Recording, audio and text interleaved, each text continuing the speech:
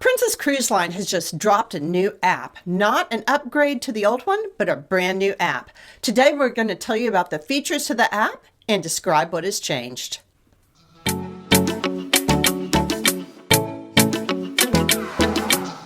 Hi y'all, I'm Jeff. And I'm Becky. And together we're a cruising good time.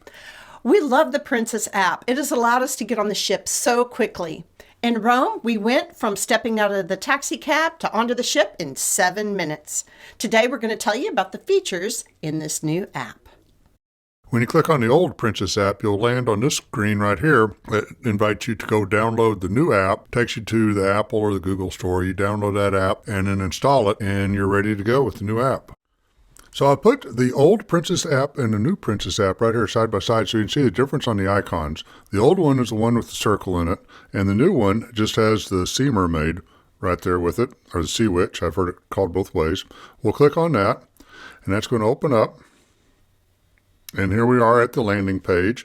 You can see that it's a completely new look. It shows 37 days to our next cruise. At the top here, we have a horizontal bar. We're in the green lane because we have the check mark right there.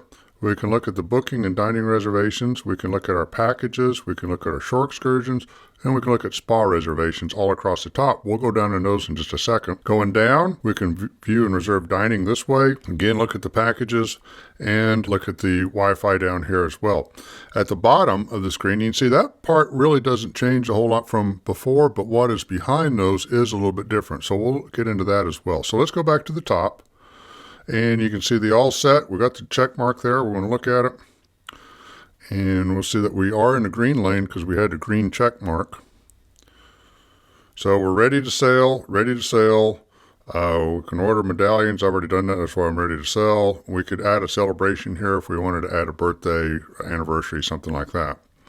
The dining is quite a bit different than what it was before because we can see the individual restaurants that we can select instead of before as either main or specialty, and you had to drill down that way. But you could go through here, you could select a time. Now this is also new right here because on itinerary, you can see the days we're in port with the anchor and the sea days with the little wavy lines there. So we could pick like just a date here, time. Let's just arbitrarily pick a time of say 6 o'clock. And main dining room, you have a box here to do, if you have Princess Premier, you can include that. This would be where you have the specialty dinings on board. You can learn about where you can use those specialty dining credits. It brings up the 2 rooms. Notice the Allegro dining room does not have reservations. I suspect that is because that's going to be for the no reservation folks. If you don't have reservations, you go to the Allegro dining room. It's the biggest dining room on board the Regal. And reservations are going to be these other 2. So let's do Symphony. We'll go down. But look, it found that I've already made, I'm traveling with a big group on this cruise. We already have a 10-topper reserved for the whole week. So it discovered my old reservation I already have there. This is great. And says, hey, do you want to mess it up and go to the new reservation? No, I don't. So we're just going to hit the back arrow out of that. We're going to go to the packages. We can review our packages here. We click on that. You can see I have the Princess Plus here and a great big upgrade button. So Princess can upgrade me if I am so inclined to go to the Premier package. It goes down here what all is included with the Princess Plus.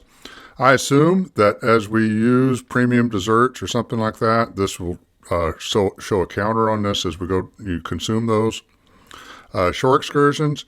This is interesting. It kind of takes you what looks like to be back to an HTML page, but it didn't open up Safari in my case, so it's kind of interesting on this running in the background. But it shows the itinerary. You could click on these, go into the excursions. I had one that I'd saved here in Belize from an earlier time. I was actually in the web portal. I saved this, and it found it here. And then we could click on, say, just Belize. It'll bring up all the different shore excursions that are available in Belize right there, and you can pick and choose one there. And then the spa is very similar to that. We open it up, browse the spa services.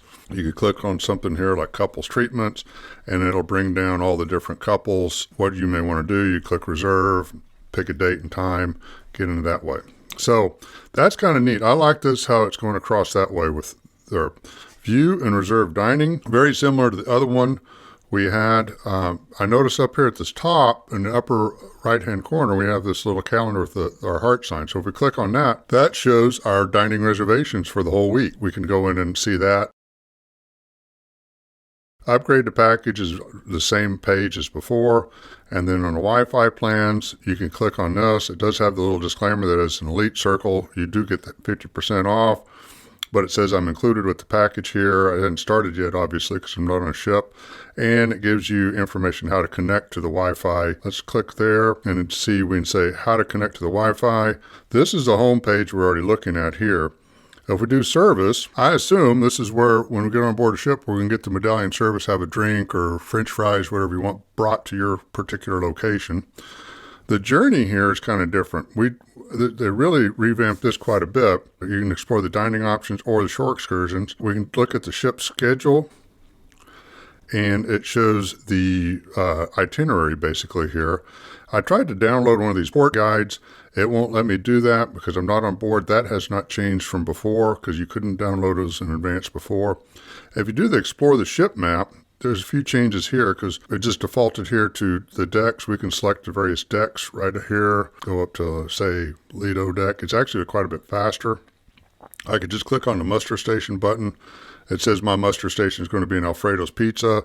I can do a route to it if I need to. If I click on this up arrow right there, right below where it says Fiesta, that little up now points down.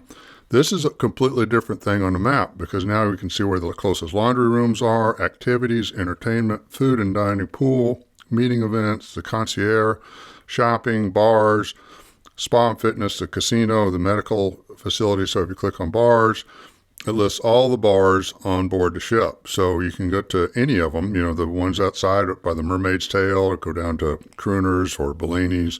So you can see all the different bars from this area. Really handy that way. It still has a crew call chat. By the way, this is the easiest way to talk to the guest services. Don't go stand in line at the counter. Do the crew chat. I've handled some really difficult questions on crew chat while sitting in a bar or sitting in a hot tub. You get the same answer. So here is the my profile here. It has a voyage on it. It shows a motion ready checklist, onboard packages, everything down here, personal information. This is very similar to what we had before. The one difference is the only way I've been able to find my future voyages beyond this next one is to log out and log in with a booking number. And so that takes a little bit of time to do that. I can't just toggle between this and my other future cruises. The onboard checklist is the same thing. We went through the safety essentials right here where we have what you have to do the first day, visit your muster station, watch the video, which you can do in your stateroom or you can just watch it on your phone anywhere on board the ship. And then you listen to the captain's announcement before you leave the port. You get the payment methods, personal information, your persona. This is kind of interesting here at the persona. You can put in here like different things you may like. And then so you can kind of save it. I don't know what they do with that information. I've played with those in the past. It kind of still comes out the same. The dining preferences are kind of interesting here because you can go through here. If you have an allergen, you can toggle these allergens. If you have a special type of diet, you can do that. And then you can supposedly pick the different types of seating you want. If you be close to a window, you don't really care. You want to be right by the entrance so everybody can see you. How fast you want to go with the dining. All this information is in here. I don't know how much they really use it, but it's there, the room. You can say, I want a queen bed, save, and my preferences are updated, which is kind of interesting because I told us earlier that I wanted a queen bed, and it didn't save it, so I'm not sure there. The app is pretty good overall. I think it's an improvement. The login was on the struggle bus today. I tried logging in using my credentials from the Princess website, which were my email and password. I also tried logging in some with the booking number and birth date and all that stuff. Both cases, I would kick out of the app a few times when I got into the personal information. So in summary, I have some pros, cons, and then some improvements I think that Princess can make on this app. The pros are it really is easier to navigate. It's a lot simpler design, a lot easier to move around in. The dining reservations are very much improved. They're a lot faster.